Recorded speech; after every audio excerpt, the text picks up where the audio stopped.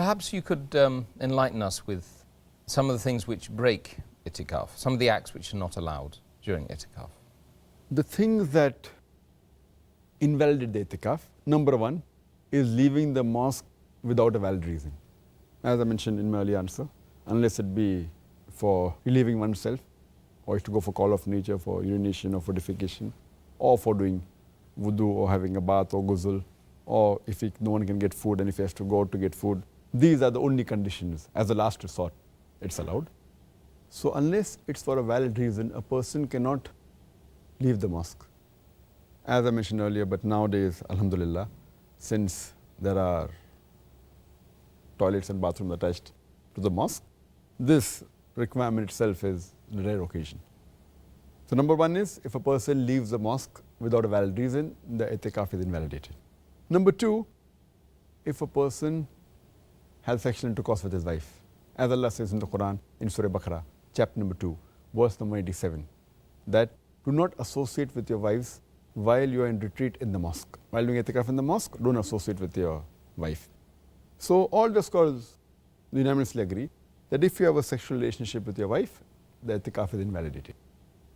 But if the wife touches you, just normally, maybe she comes to give you food and she touches, then it's no problem at all.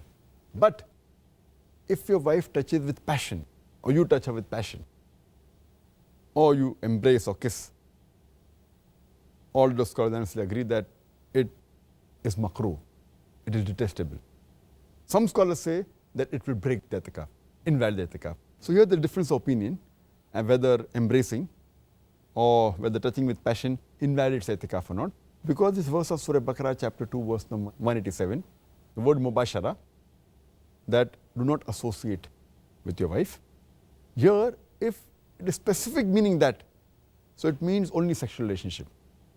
So those scholars who say that it does not invalidate the itikaf, they take it in the specific sense only sexual relationship.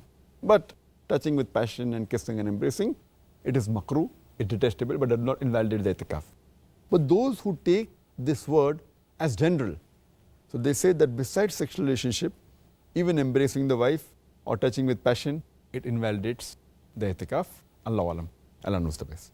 The third thing that invalidates the itikaf, it is menstruation and postnatal bleeding, post-childbirth bleeding.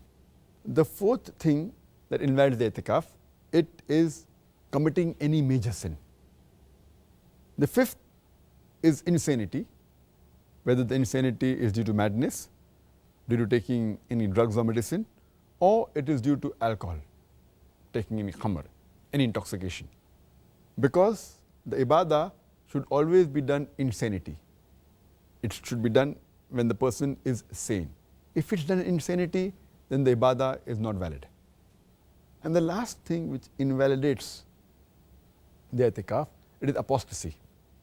As Allah says in the Quran, in Surah Az-Zumar, chapter number 39, verse number 52, Surah Az-Zumar, chapter 39, verse number 65, that it was revealed to you as it was revealed to people that came before you, that if you join in worship God besides Allah, then all your fruits will be useless. It will be fruitless.